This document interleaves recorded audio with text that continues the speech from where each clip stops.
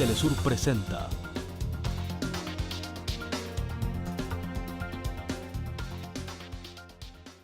Señorías, presento en esta Cámara un paquete de medidas equilibrado que combina ajustes de gastos con iniciativas por el lado de los ingresos, siguiendo las recomendaciones efectuadas por el Consejo Europeo.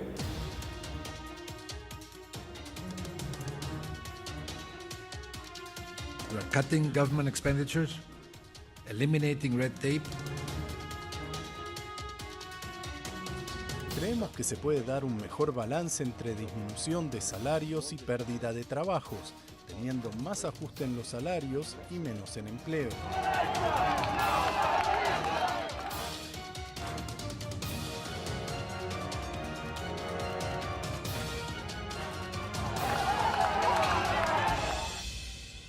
Vamos a reducir significativamente el número de empresas y fundaciones públicas.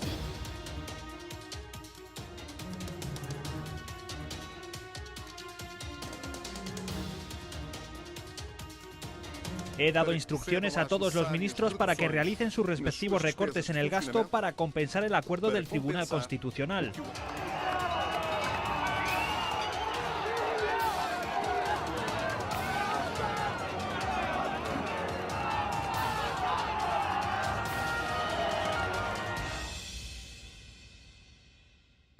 Bienvenidos. Una forma de mirar nuestra América es ver lo que ocurre en Europa. Este es un domingo muy tranquilo de la ciudad de París, pero hace una semana se vivió un auténtico terremoto político cuando la derecha francesa se impuso como nunca había sucedido antes, con el 25% y un poquito más todavía de los electores volcados a Marine Le Pen, que a muchos sectores de lo que llamamos el progresismo de América Latina le resulta profundamente rechazante. Esa mujer es la gran vencedora de las elecciones. Francia se ha movido hacia la derecha de una manera muy intensa. No ocurre en toda Europa, pero en general podría decirse que estas elecciones marcan un antes y un después para los europeos, con una gran hecatombe para los partidos tradicionales y sobre todo con una forma nueva de preguntarnos qué van a hacer con la democracia en Europa, qué van a hacer con el voto de los pueblos cuando justamente lo que se da ahora en Francia y en otros países es un rechazo a lo que sucede en Bruselas. A Bruselas la rechazan tanto por los manejos económicos que desde allí se hacen con las recetas neoliberales, como también por una cierta protección que se da a la entrada, dicen en los distintos países, indiscriminada de ciudadanos de otros países. Y entonces hay una gran xenofobia en Europa. Y todo esto, de una manera extraña, no fácil de explicar, compone ese resultado que hace exactamente una semana conmovía a esta ciudad y a este país ahora tan desiertos. Si uno mira el mapa de Francia en estos momentos y piensa en el color azul para el Partido Nacional, está prácticamente todo teñido de azul, con una pequeña isla que viene a ser París y un sector al noroeste, pero también muy pequeño comparado con el resto, que podríamos tener de otro color, si pensamos, por ejemplo, en los partidos de izquierda, en el PS, que obtuvo solamente el 15% de los votos en estas elecciones. Pero no vamos a hablar solo de Francia, también de Europa, de lo que ocurre económicamente en esta Europa, siempre referida al Fondo Monetario Internacional, pese a que le va muy pero muy mal, a tal extremo que se han producido estos resultados hace una semana. Este es nuestro programa de hoy. Los estamos invitando en Voces de Cambio.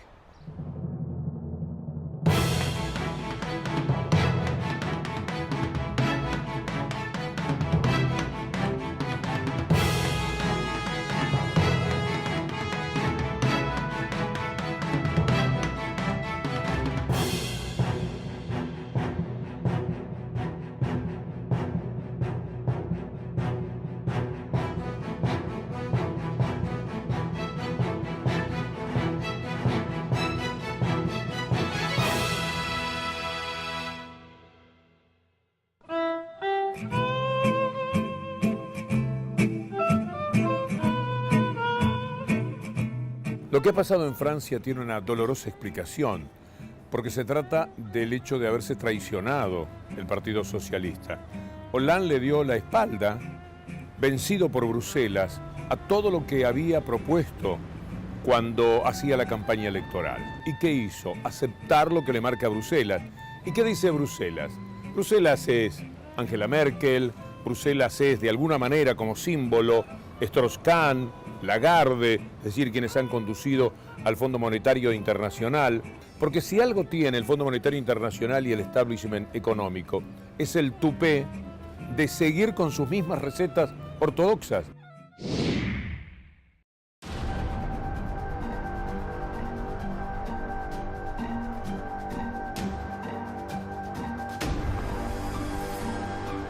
Cuando Merkel, Strauss-Kahn y Christine Lagarde piden el ajuste, en realidad están actuando como voceros y auditores del sistema financiero global.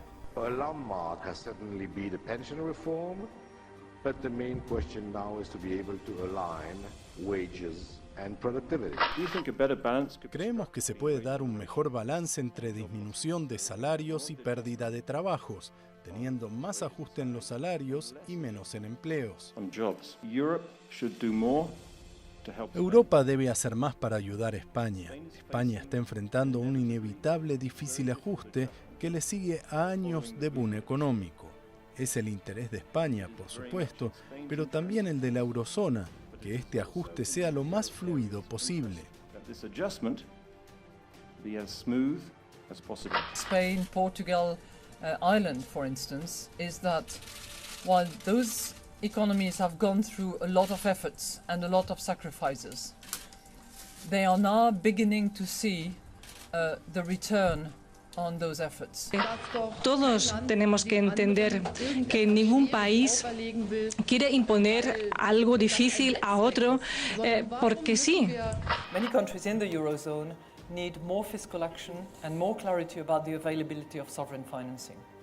Fiscal adjustment is critical for the long-term sustainability of public finances in many economies, not just in the countries that are under IMF/European with support from the ECB programs.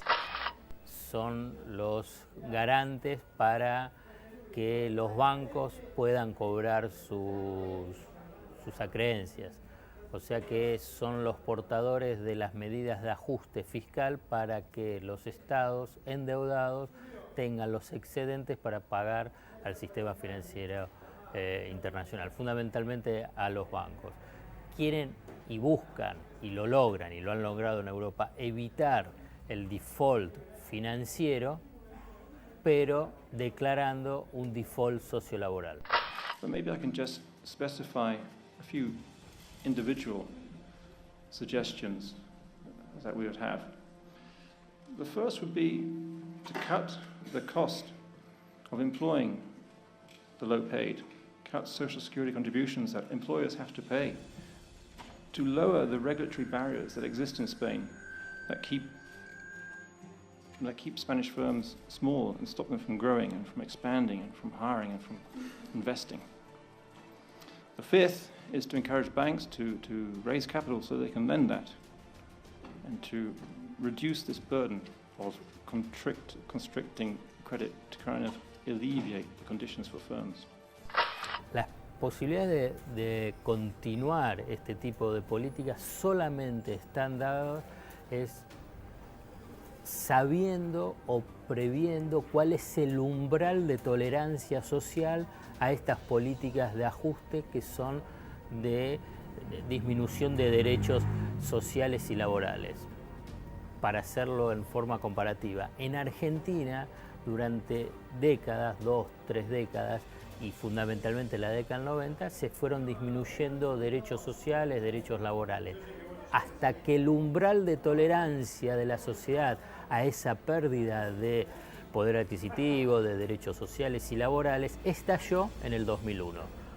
¿Cuál va a ser el momento del estallido en Europa o cuál va a ser el momento que los pueblos europeos o los de los diferentes países pongan límites a las medidas de ajuste? Es un interrogante. Es cierto que la gente no está contenta con el programa. Puedo ver la protesta fuera de este edificio, que hay mucha gente totalmente insatisfecha, y puedo entender eso. Tal vez si yo fuera griego también estaría entre ellos protestando. Pero el problema está en que esta es la única manera de hacer las cosas que son difíciles de aceptar equitativamente.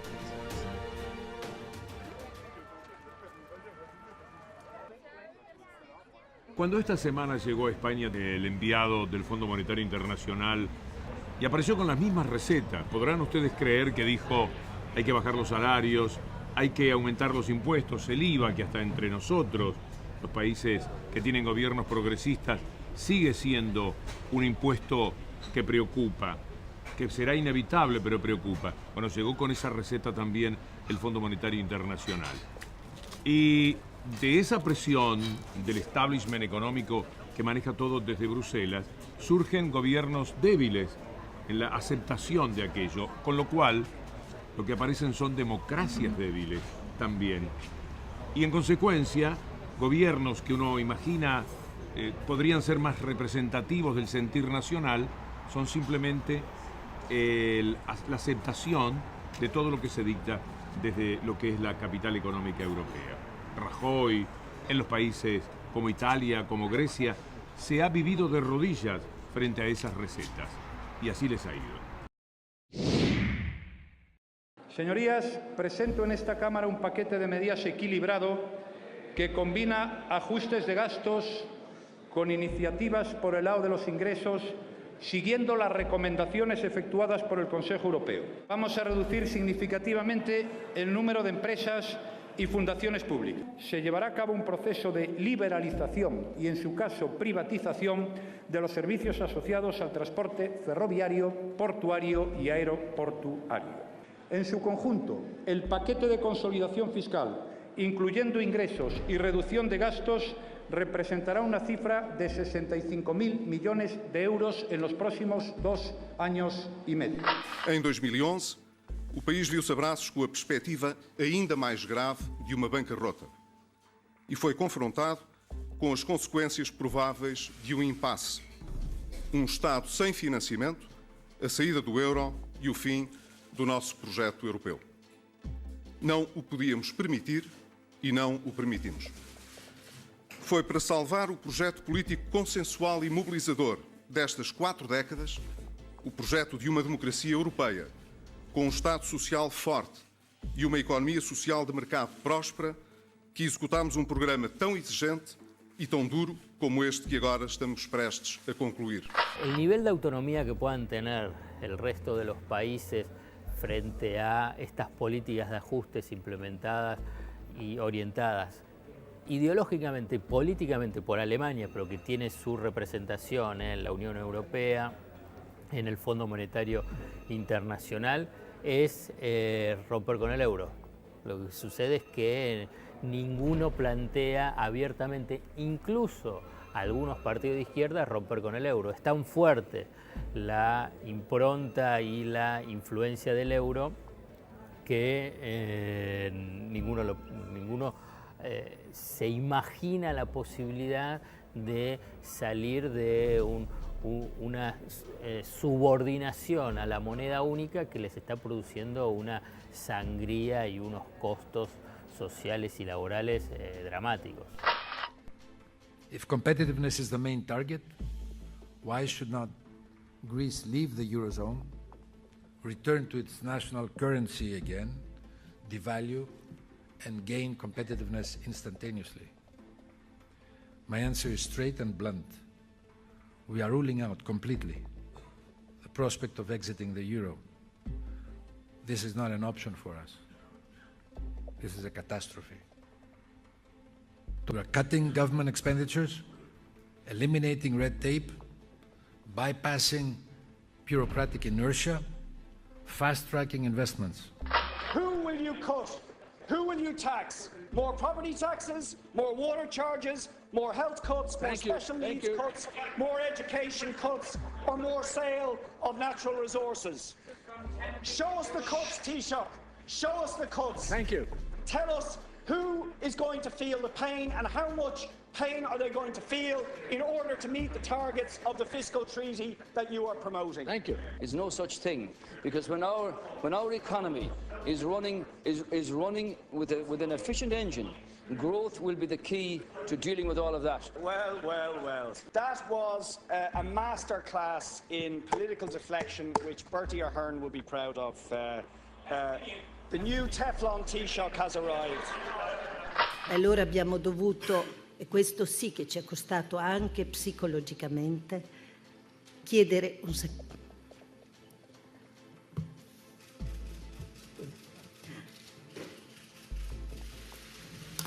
Credo che stesse per dire sacrificio, come avete capito.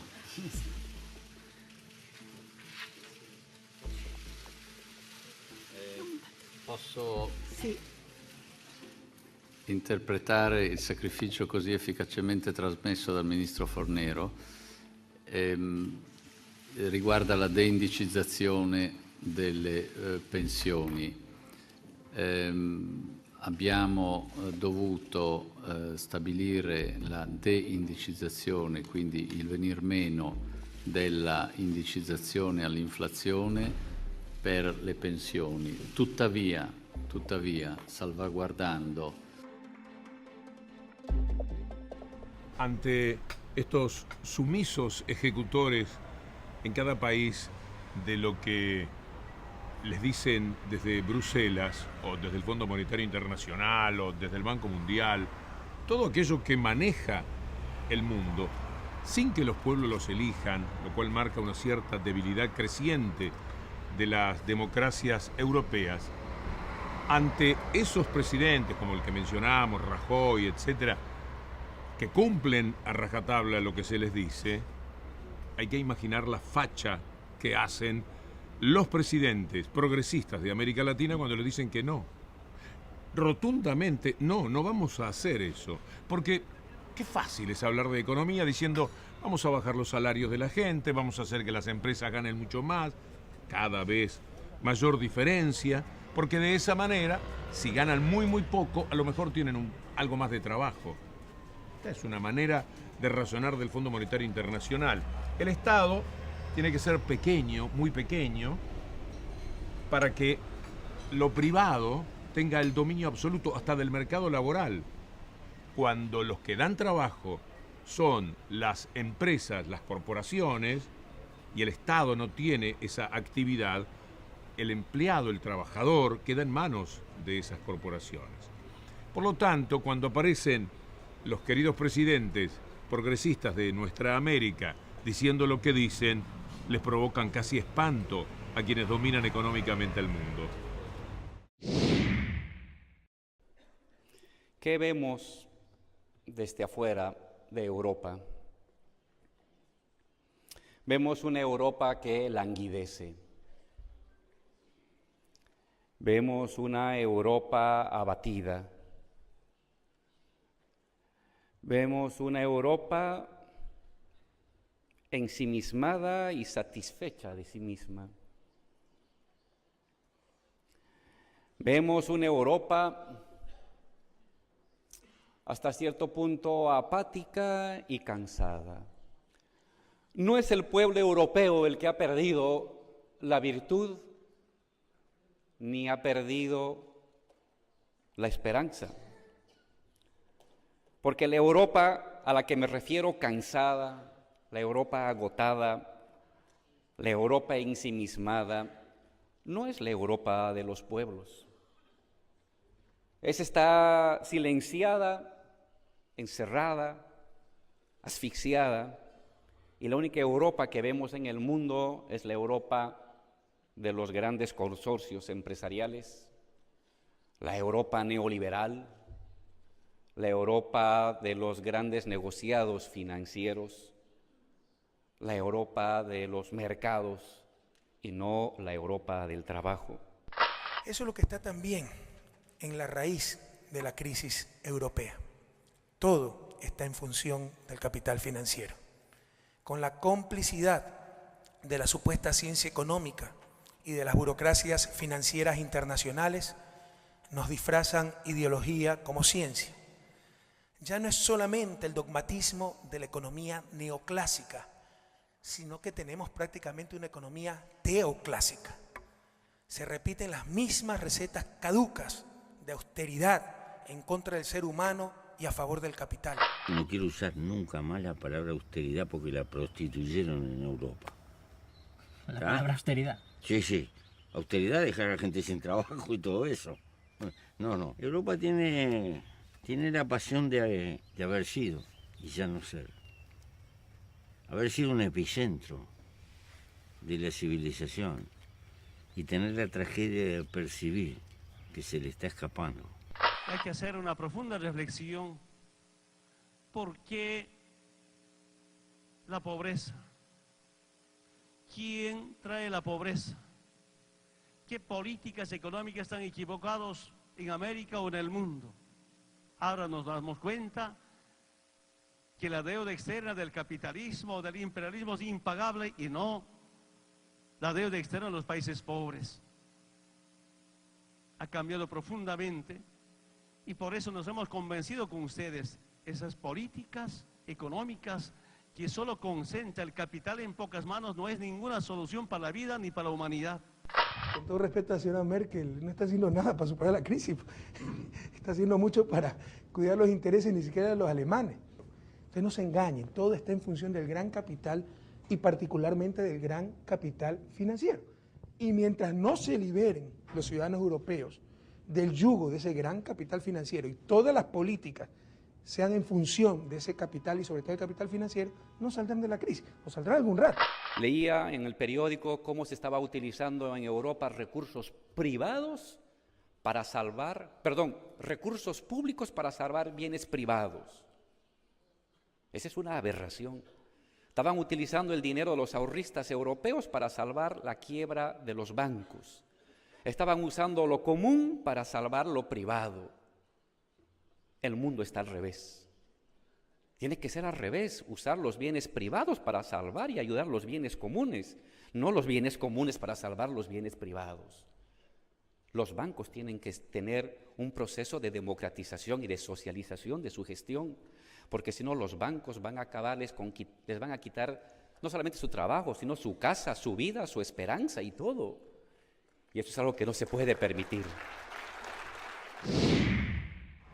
Así están las cosas en Europa y en América. En Europa, de rodillas ante ese poder económico internacional. En América estamos intentando otros caminos. Ojalá que nos salga bien, porque parecen más justos, más humanos, más equitativos, aquellos en los cuales se piensa en el pueblo incluido a ese proyecto económico que normalmente lo deja fuera pensando en las corporaciones y en las élites. Vamos a hacer una pausa y enseguida estamos con ustedes con nuestro Voces de Cambio, que en América las hay de una manera y en Europa las hay, pero de otra. Y nosotros seguimos eligiendo lo que pasa en América.